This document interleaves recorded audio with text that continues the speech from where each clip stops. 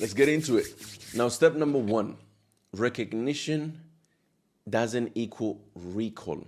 Recognition doesn't equal recall. What do I mean by this? So when I was in Egypt, I thought that I knew the word, for example, write, kataba.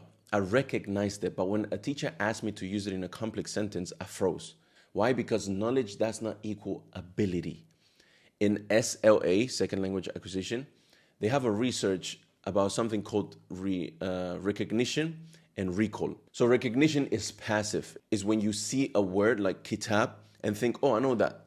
But recall is active. It's when you are able to retrieve it off your mental dictionary. So it's your ability to retrieve that word from thin air whenever you need it. And Ibn Faris, who is a well-recognized scholar and a reference when it comes to the Arabic language, he beautifully said, إن لعلم العرب أصلا وفرعا أما الفرع فمعرفة الأسماء والصفات كقولنا رجل وفرس وطويل وقصير وهذا هو الذي يبدأ به عند التعلم.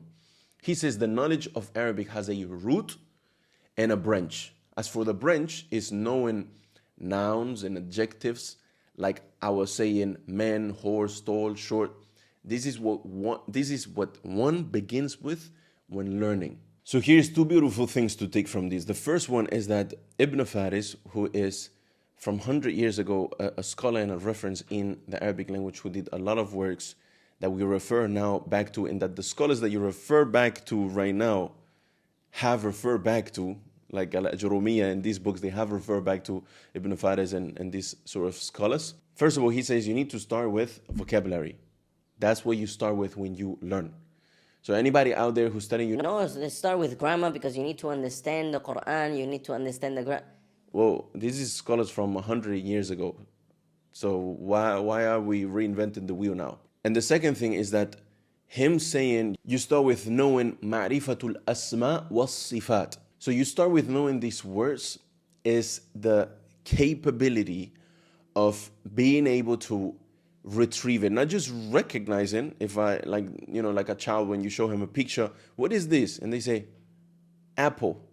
But now if you want to tell them, you remember that thing that is red and has this form, what is it called?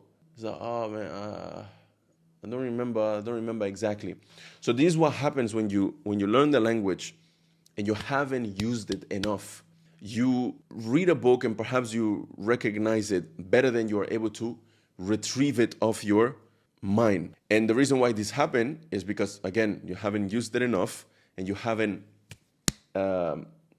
رسختها enough. Quick note, if you want the step-by-step technical breakdown of how I learn the Arabic language, how my students are learning the Arabic language right now at Andalusi Institute, I have a 1-hour in-depth video that I have linked in the first link in the description.